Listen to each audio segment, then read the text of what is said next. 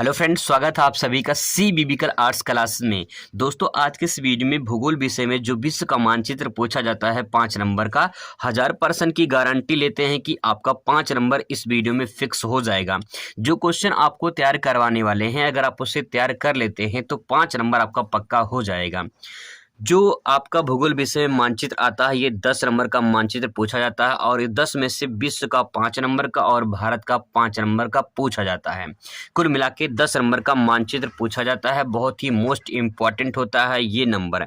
अगर आप भर दिए तो पूरा मैथ की तरह सही नंबर आपको मिलता है। तो इसीलिए मैं दोस्तों आपको कुछ ऐसे इंपॉर्टेंट क्वेश्चन कराऊंगा जिसे अगर आप तैयार कर लेते हैं तो इसीलिए मैं बता रहा हूँ कि 1000% गारंटी की अगर आप उसे तैयार कर लेंगे तो आपको पूरा का पूरा नंबर मिल जाएगा, यानी 10 में 10 नंबर आपका फिक्स हो जाएगा। चलिए शुरुआत करते हैं। सबसे पहले कुछ क्वेश्चन देखते हैं, उन क्वेश्चन को कैसे आप तैयार करेंगे इसके बारे में सबसे पहले यहाँ पे समझने की कोशिश करते हैं।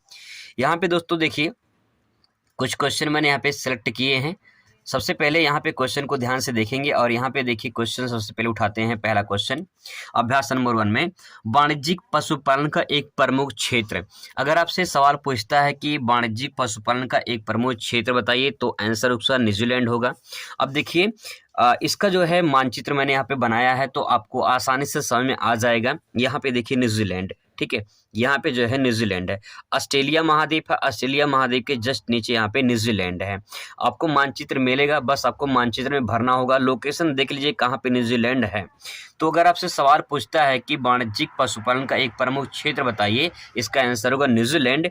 तो लोकेशन देख लीजिए न्यूजीलैंड कहाँ पे है, ऑस्ट्रेलिया के जस्ट नीचे है, ठीक है। इसके बाद दूसरा सवाल देखिए, एक पार महाद्वीपीय रेल मार्ग आपसे पूछेगा। तो अगर आपसे ये क्वेश्चन पूछता है तो ट्रांस साइबेरियन रेल मार्ग ले सकते हैं या फिर कैनेडियन रेल मार्ग ले सकते हैं या फिर जो है ऑस्ट्रेलिया में भी एक रेल मार्ग है। तो यहाँ पे देखिए मैंने वैसे यहाँ पे इसका आंसर जो है कैनेडियन दिया है, तो आप यहाँ पे ट्रांस हिमालय यहाँ पे ले सकते हैं। इस प्रकार से जो है एक ट्रांस हिमालय जो है यहाँ पे गया है, ठीक है। ट्रांस हिमालय जो रूस में पड़ता है, ये पड़ता है रूस में, तो आप इसे ही भर सकते हैं। कैनेडियन रेल मार्ग कनाडा में है तो आप इसे ही भर सकते हैं। पार महाद्वीपीय रेल मार्ग ये होता है कि एक छोर से दूसरे छोर को पार करने वाला, ठीक है, मतलब महाद्वीप को पार करता है एक छोर से दूसरे छोर पे। तो ये जो है ट्रांस साइबेरियन जो रेल मार्ग है, ये यहाँ से स्टार्ट होता है, एक छोर से दूसरे छोर तक जाता है। यानी कहने का तात्पर्य ये है कि पूरे जो है एशिया और पूरे एशिया को एक पार से दूसरे पार करता है। तो यहाँ पे एक पॉइंट ये ले सकते हैं या तो कैनेडियन रेल मार्ग ले सकते हैं, कोई एक ले सकते हैं इसमें, ठीक है। इसके बाद सवाल आपसे पूछेगा एक आसियान देश का नाम बताइए। तो एक आसियान देश में आप इंडोनेशिया ले सकते हैं। इंडोनेशिया यहाँ पे देखिए क्वेश्चन नंबर तीसरा का मैंने यहाँ पे लिखा इंडोनेशिया। अब यहाँ पे एक काम और आपको करना ये है कि यहाँ पे जो क्वेश्चन नंबर दिया रहता है उसको आपको जरूर लिखना है। जैसे देखिए यहाँ पे मैंने लिखा है क्वेश्चन नंबर फर्स्ट का न्यूजीलैंड हो गया, ठीक है। सेकंड पे देखिए कैनेडियन रेल मार्ग हो गया, या तो आप ट्रांस साइबेरियन रेल मार्ग ले सकते हैं, ये आपका दूसरे नंबर पे हो गया, ठीक है। चाहे आप ये लिखिए चाहे आप ये लिखिए, एक ही लिखना होता है। तीसरे नंबर पे देखिए मैंने यहाँ पे लिखा इंडोनेशिया। तीसरे का आंसर क्या है, एक आसियान देश, तो इंडोनेशिया हो गया, यहाँ पे मैंने लिख दिया इंडोनेशिया, ठीक है। अगर आप इतना कर देंगे तो आपका आंसर परफेक्ट हो जाएगा। इसके बाद पूछा है कि यूरोप का एक प्रमुख पत्तन यानी बंदरगाह, समुद्री पत्तन पूछा है, तो हैम्बर्ग जर्मनी में पड़ता है। और यहाँ पे देखिए मैंने जर्मनी, जब कभी आपसे समुद्री पत्तन या बंदरगाह पूछे तो समझ आए कि उस समुद्र के तट पर होगा। तो यहाँ पे हैम्बर्ग जर्मनी में है, तो इस प्रकार से जो आप यहाँ पे भर सकते हैं। बहुत सारे हैं लेकिन यहाँ पे जो है ये आसान था, हैम्बर्ग जर्मनी, तो आप यहाँ पे आसानी से भर सकते हैं, ठीक है। यूरोप में पड़ता है जर्मनी।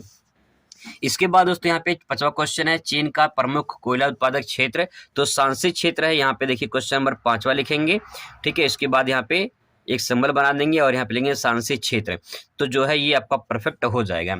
इस प्रकार से अगर आप मानचित्र भर देंगे तो 5 में 5 नंबर आपको मिल जाएगा।